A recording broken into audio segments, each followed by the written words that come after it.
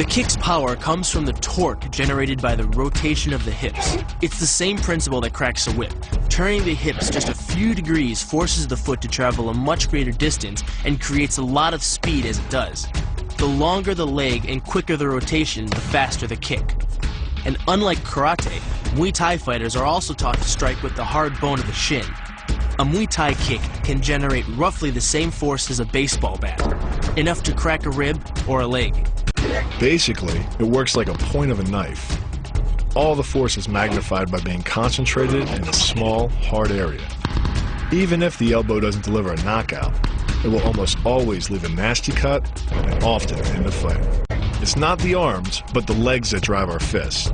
Like a piston, the explosive power of the legs is capable of generating hundreds of pounds of force, all to a very vulnerable area, the soft underside of the opponent's jaw. Like the Hanuman move, the flying knee relies on the explosive power of the legs. But rather than spread the power of our blow over two fists, it concentrates it into the spear point of the knee and combines it with the force of gravity. It's the equivalent of hitting our opponent in the chest with a sledgehammer. The hyperextension of the elbow, created by pulling back on the locked arm, virtually ensures that he will be taken down. The knee strike to the wrist dislodges the knife and further loads the elbow and shoulder. The technique can easily result in damage to the elbow joint, the tendons of the rotator cuff, or even a broken arm.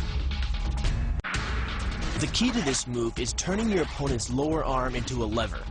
By grabbing his arm during the initial attack, you set up the lever such that direct loading to his elbow joint is achieved. Once the elbow is locked and loaded, you can pull a much heavier opponent off balance by simply lowering your center of weight. With practice, the ninja can hit his intended target from distances as great as 45 feet. At impact, that's more powerful than a Major League Baseball pitch. This move is more about timing and precision than power. Instead of hacking through the limb, the first strike imparts an injury just a few inches below the elbow. The sword's razor-sharp blade easily slices through the soft tissue of the attacker's arm. This opens up his defense and provides the ninja a clean opportunity to deliver the kill stroke, a powerful shot to the top of his head. The move works by using your opponent's own body weight against him. The first strike can land at speeds greater than 20 miles per hour and can stun your opponent with the same injury-producing energy as dropping a bowling ball from over 11 feet onto his torso.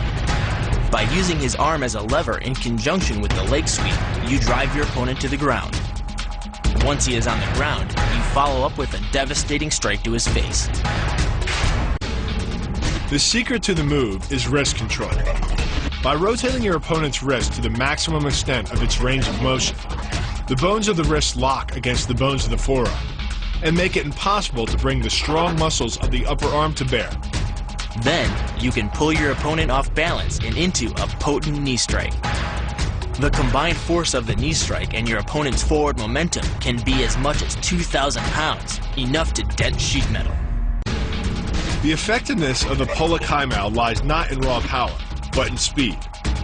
By relying on your triceps to snap the strikes forward over the elbow, 3 blows can hit in 7/10 of a second. The final impact of the strike to your opponent's face can deliver as much as 175 watts of power, more than enough power to stun him or crush the cartilage of his nose. You then add insult to injury, firing one last shot into one of the most sensitive regions of the body, the groin. Pulling off the move relies on 2 factors. The first is to combine the block and the strike into a single action. This reduces the time your opponent has to respond to just 1/10 of a second. But the real focus is to aim your strike at the throat. Because as little as 76 pounds of force can collapse the larynx, the strike doesn't need to deliver a lot of force to be deadly. One blow like this and the fight is over.